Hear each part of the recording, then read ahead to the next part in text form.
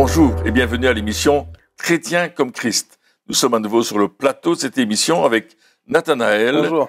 et Christine. Bonjour. Et nous allons ensemble voir ce que la repentance n'est pas. Tout un sujet. Alors Christine. Alors, il y a une première chose que la repentance n'est pas, ce n'est pas seulement des émotions. Parce que c'est vrai, on pourrait croire que si on pleure, alors c'est qu'on se repent. Et on va voir l'exemple dans Actes 24, à partir du verset 24. Quelques jours plus tard, Félix vint avec sa femme Drusille, qui était juive, et il fit appeler Paul. Il l'écouta parler de la foi en Christ, mais lorsque Paul discuta de la justice, de la maîtrise de soi et du jugement à venir, Félix fut effrayé et lui dit « Retire-toi pour le moment, quand j'en trouverai l'occasion, je te rappellerai. » Donc on voit ici que Félix, il tremble, il a peur, mais ça ne change rien dans sa vie. C'est vrai qu'il y a beaucoup de fois, on se dit, on a des émotions, hein, donc on va à une réunion, on est convaincu de pécher, il y a les convictions qui sont là, il y a des émotions qui viennent, etc.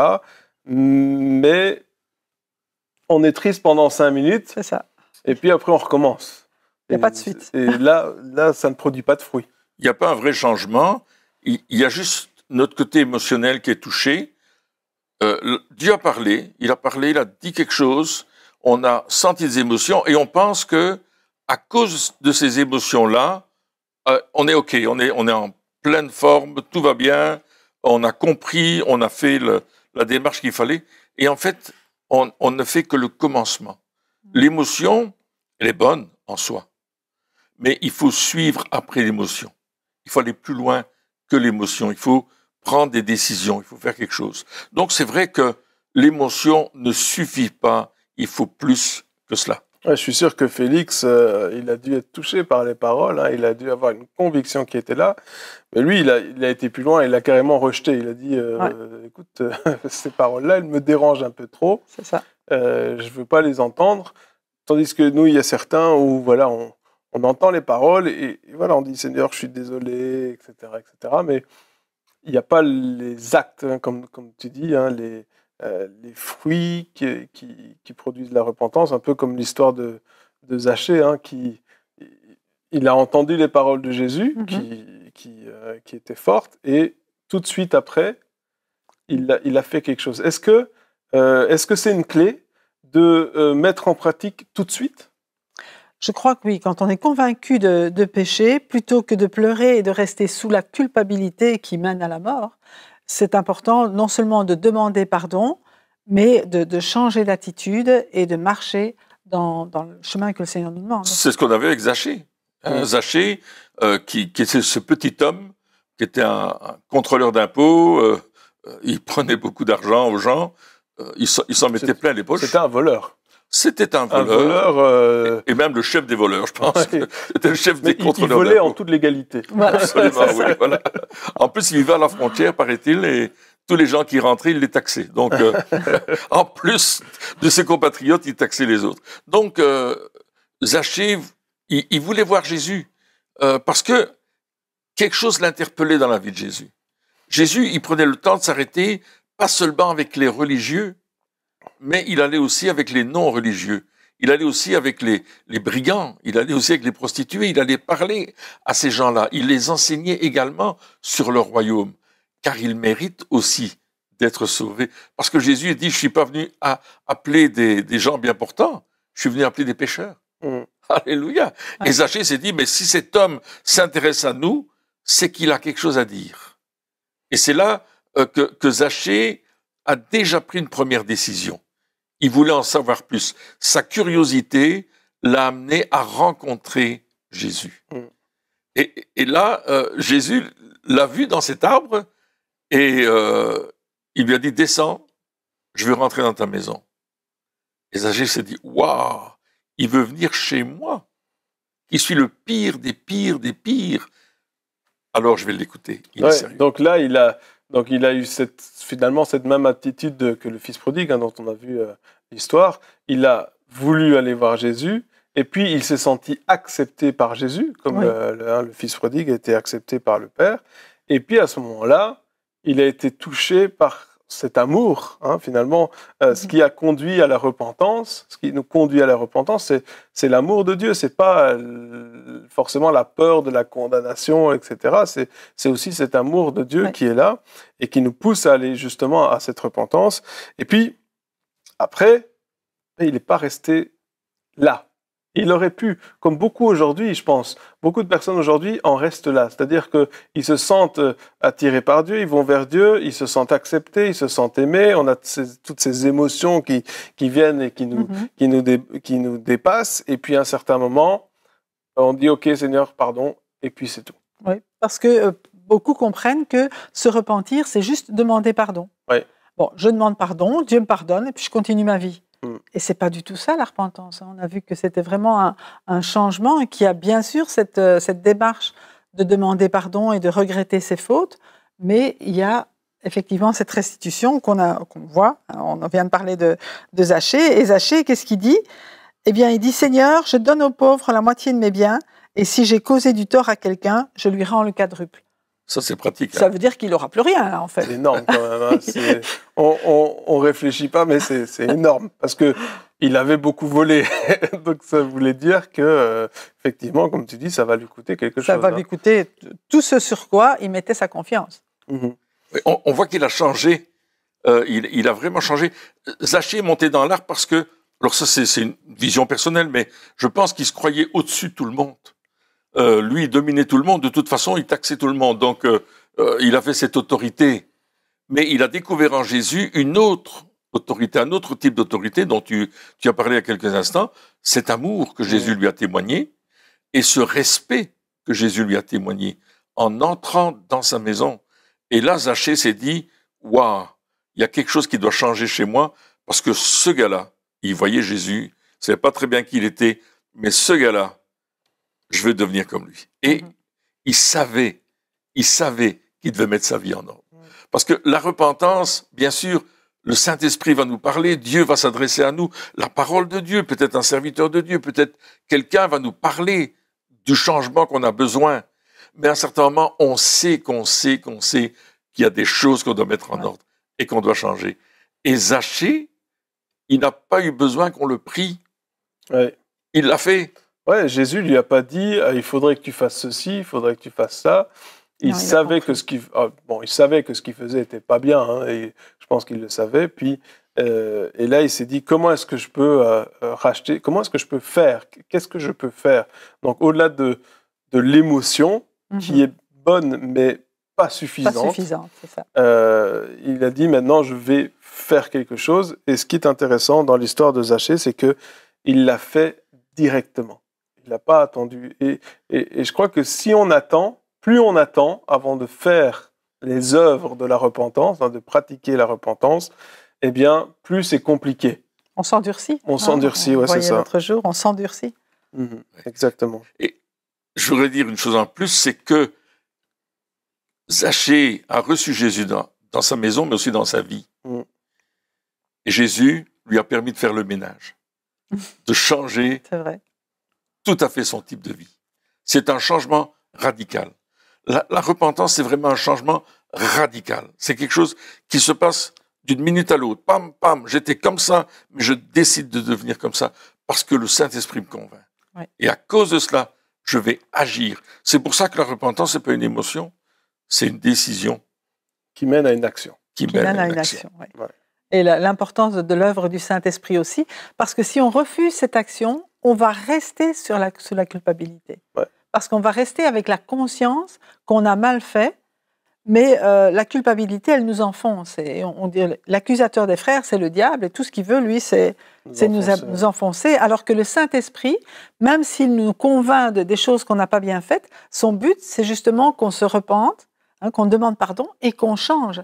Et il nous aide à le faire. Dès le moment où on prend cette décision de dire, oui, je veux changer, mais Seigneur, j'ai besoin de toi. On peut dire au secours, Seigneur, comment je peux faire ? Comment je peux faire et aide-moi parce que voilà, ma nature elle est telle qu'elle. Et c'est là que Dieu intervient aussi dans notre vie pour nous aider à concrétiser aussi les décisions que nous prenons. Et je pense que c'est ce qui s'est passé avec Zachée, quand il a été au-delà des émotions. Ouais. Je crois vraiment que c'est Dieu qui l'a inspiré à faire ce qu'il a fait. Ouais. Donner la moitié aux pauvres, le quadruple, rendre le quadruple à ceux qui... Je pense qu'à un certain moment, il s'est dit, OK, je vais demander pardon, mais qu'est-ce que je peux faire? Et là, il a eu une idée. Ouais. Il a eu une idée qui, je crois, vient de Dieu. Et je pense que nous aussi, lorsqu'on a vraiment cette repentance, qu'on décide d'aller au-delà des émotions, je pense que le Seigneur, il va nous montrer justement comment on peut faire pratiquement pour se repentir et pour changer de comportement. Et c'est cette pensée-là qu'il ne faut pas étouffer. Oui. C'est cette pensée-là qu'il faut accepter et qu'il faut mettre en pratique directement dans notre vie. Oui, tout à fait. Et Zachée, en accueillant Jésus, va aussi accueillir la vie. Parce que quand on accueille Jésus dans notre vie, qu'on le reçoit comme notre Sauveur et notre Seigneur, il nous donne la vie éternelle.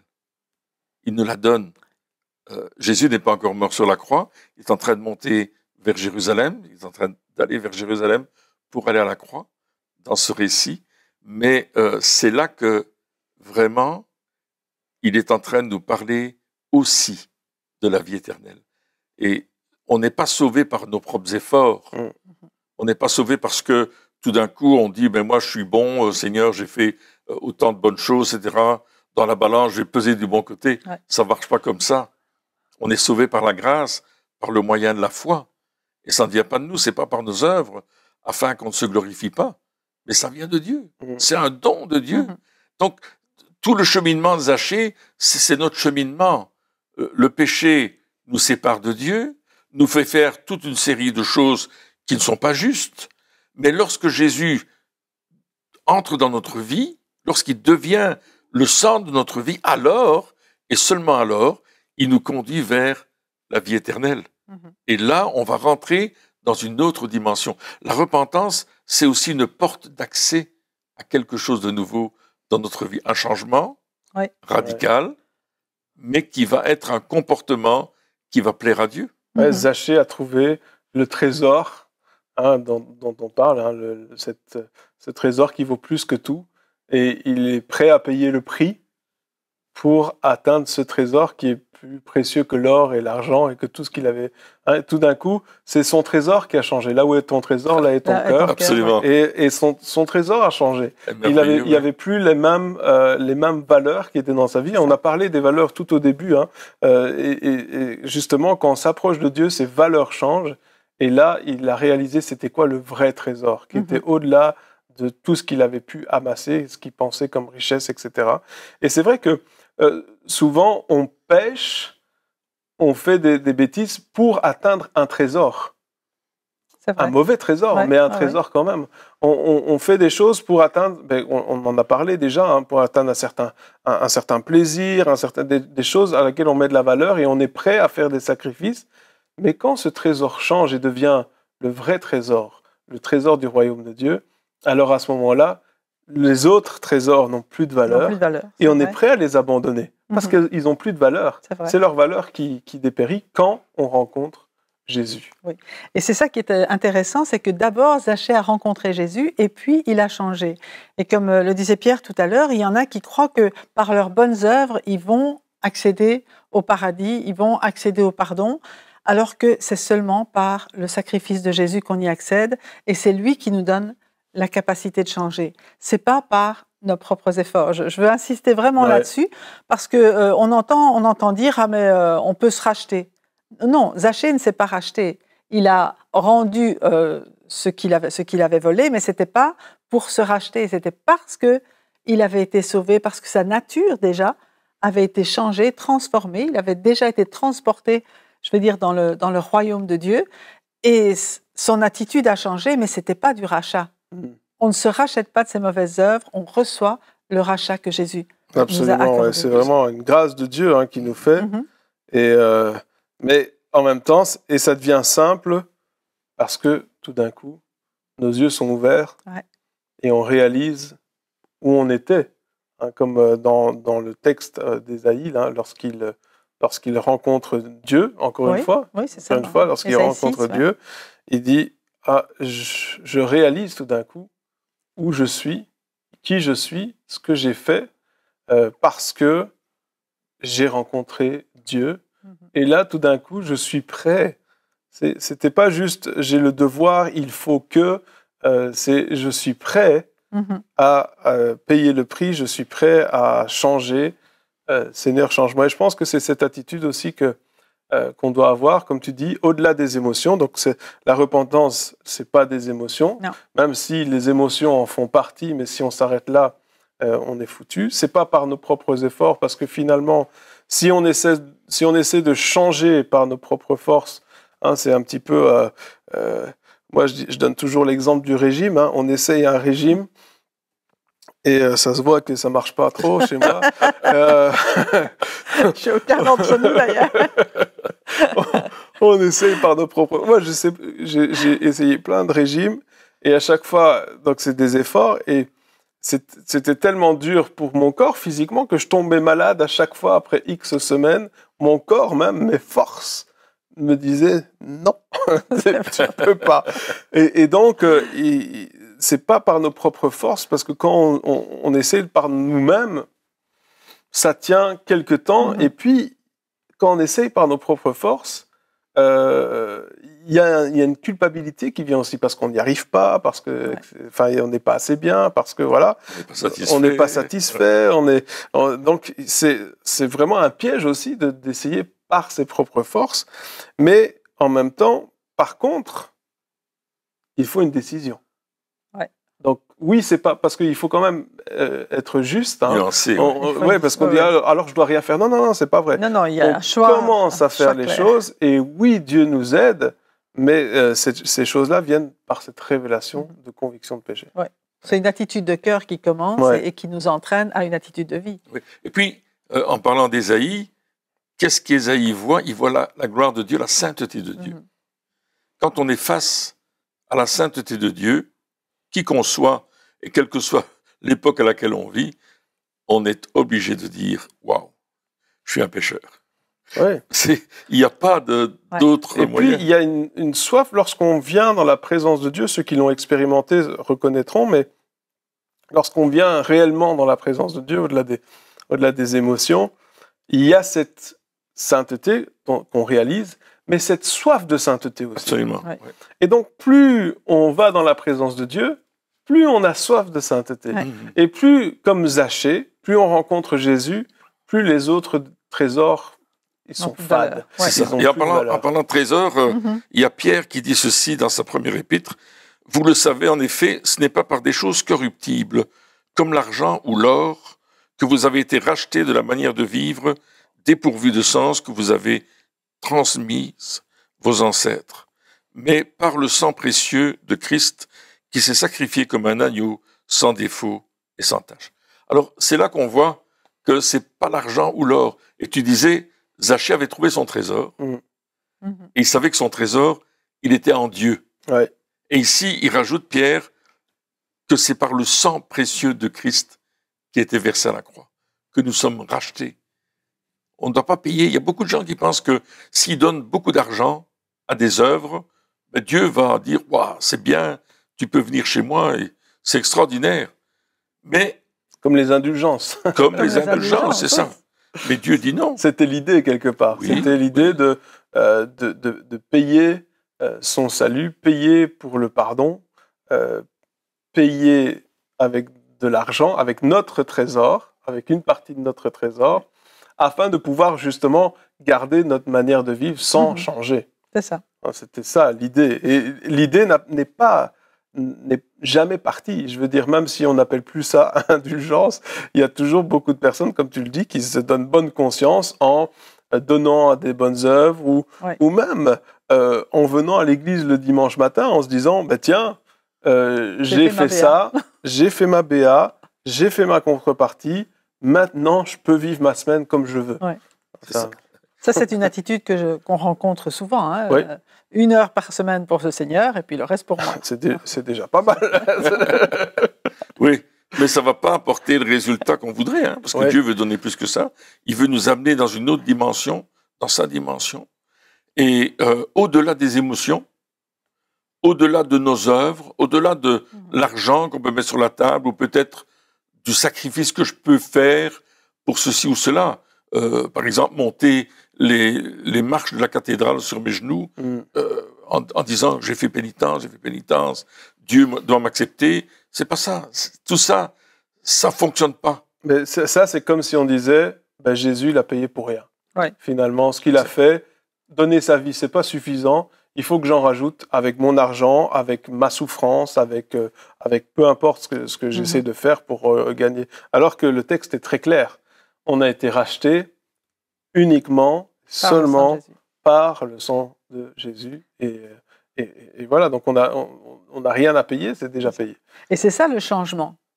Le changement, c'est au lieu de vouloir les choses avec mes propres efforts, c'est recevoir, accepter de recevoir gratuitement sans avoir rien mérité. Ça, c'est le changement d'attitude, c'est le changement de rentrer dans la grâce. Ouais, recevoir le pardon. On reçoit le pardon de Dieu en croyant simplement et en le recevant, en étant humble, en disant c'est pas par mes forces.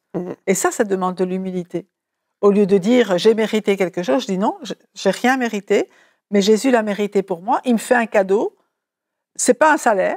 C'est un cadeau gratuit et je reçois ce cadeau. Je reçois ce cadeau du salut, je reçois ce cadeau du pardon, je reçois ce cadeau de la vie éternelle. Et avec ce cadeau maintenant, je veux agir comme le Seigneur me le demande. Et en sachant que ce cadeau, c'est un trésor. C'est un trésor qui a coûté... C'est là notre trésor. Entre parenthèses, il a coûté super cher, ce trésor. Il a coûté le prix. Oh oui, le prix maximum, oui. Mais ce qui est intéressant dans le passage que tu as lu dans 1 Pierre 1, versets 18 et 19, il parle de la manière de vivre. Hein, et on disait tout à l'heure, voilà, les gens, ils font leur BA, voilà, pour ne pas changer leur manière de vivre. Et ça fait un peu penser à ce que Jean-Baptiste disait. Hein, quand il parlait, il disait, ben, il va falloir que vous changiez de comportement. Ouais. Arrête juste de dire que tu es désolé. Produis des fruits qui sont dignes de la repentance. Fais des œuvres qui prouvent que t'as changé de comportement. Et puis, évidemment, il a donné des exemples assez intéressants, mais il disait, ne parle pas simplement, change ta manière de vivre. Ça veut dire aussi, au-delà de demander pardon, ça veut dire aussi changer nos habitudes, parce qu'on a des habitudes qui ne sont pas forcément justes, et il faut les changer aussi. Tout ce qu'on a appris. Et Jean-Baptiste, il disait quand même que c'était une race de vipères. Oui, il était sympa. Non, il disait ça à ceux qui voulaient se faire baptiser et qui ne voulaient pas changer. C'est ça. Qui voulaient faire comme tout le monde. Exactement, c'est ça. Donc, la race de vipères. Ouais. C'est pas vraiment bien défini, montrer, oui, je fais semblant d'eux. Non, il faut vraiment que ça change de l'intérieur. Et ce qui est spécifique aussi avec Jean-Baptiste, c'est qu'il n'a pas demandé la même chose à chacun. Donc, je crois que chacun, quand il vient au Seigneur, il sait quelle est la première chose la plus importante à changer dans sa vie.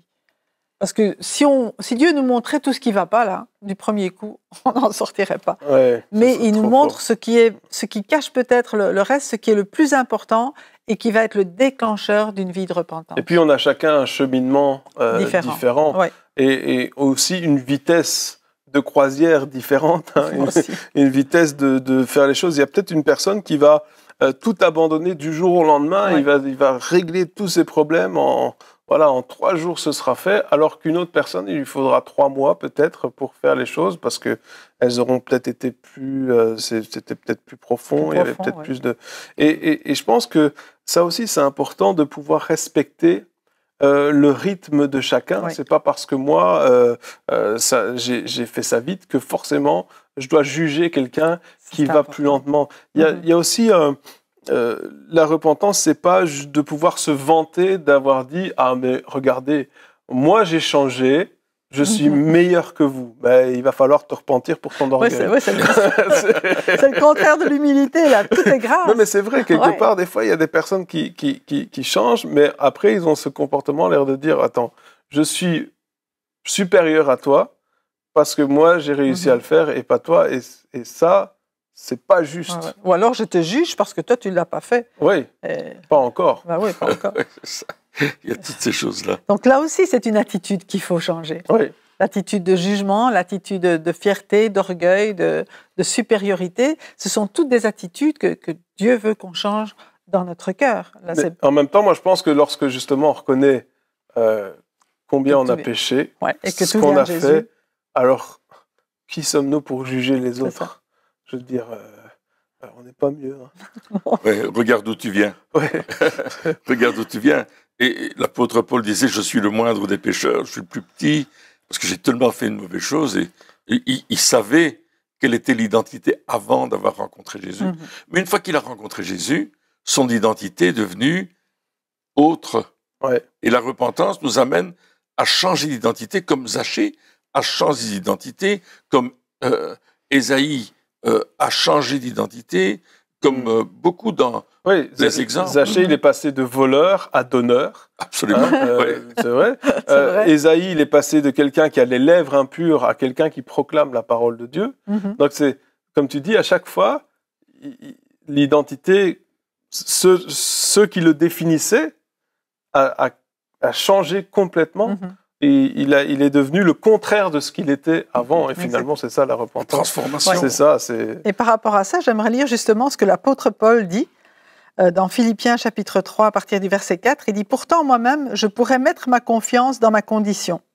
Si quelqu'un croit pouvoir se confier dans sa condition, je le peux plus encore. J'ai été circoncis le 8e jour, je suis issu du peuple d'Israël, de la tribu de Benjamin, hébreu né d'hébreu. En ce qui concerne la loi, j'étais pharisien. Du point de vue du zèle, j'étais persécuteur de l'Église, parce qu'il croyait que c'était bien. Par rapport à la justice de la loi, j'étais irréprochable. Mais ces qualités qui étaient pour moi des gains, je les ai regardées comme une perte à cause de Christ, et je considère même tout comme une perte à cause du bien suprême qu'est la connaissance de Jésus-Christ, mon Seigneur. À cause de lui, je me suis laissé dépouiller de tout, et je considère tout cela comme des ordures, afin de gagner Christ, et d'être trouvé en lui non avec ma justice, celle qui vient de la loi, mais avec celle qui s'obtient par la foi en Christ, la justice qui vient de Dieu et qui est fondée sur la foi. » Alors là, c'est un changement total de mentalité. Radical. Radical. Tout ce qu'il considérait comme le meilleur de sa vie, il dit ça, c'est des ordures, parce que le meilleur, c'est la connaissance de Jésus. Il a laissé tous ses titres. Tous ses titres. Tous ses titres, parce qu'il a découvert, et ça, je pense que on devrait en parler encore plus profondément, enfin on le fera plus tard, mais où justement il a découvert que tous ces titres n'avaient aucune espèce d'importance. L'important, c'était sa foi en Jésus-Christ, le fait qu'il pouvait venir à Christ, connaître Jésus, être proche de lui. Et finalement, ce qui nous amène à la repentance, c'est lorsque on s'approche de Dieu librement, sachant que, et ça, il faut insister là-dessus, Dieu nous attend toujours les bras grands ouverts. Il ne nous juge pas. Il vient pour nous aimer. Et c'est cet amour-là qui nous conduit non seulement à avoir des émotions, mais à faire des actes qui prouvent qu'on se repent et qu'on change de comportement. C'est cet amour-là qui nous touche et qui nous transforme. Amen. Eh bien, chers amis, merci de nous avoir suivis pour cette émission et on se retrouve très vite pour la suite. Au revoir.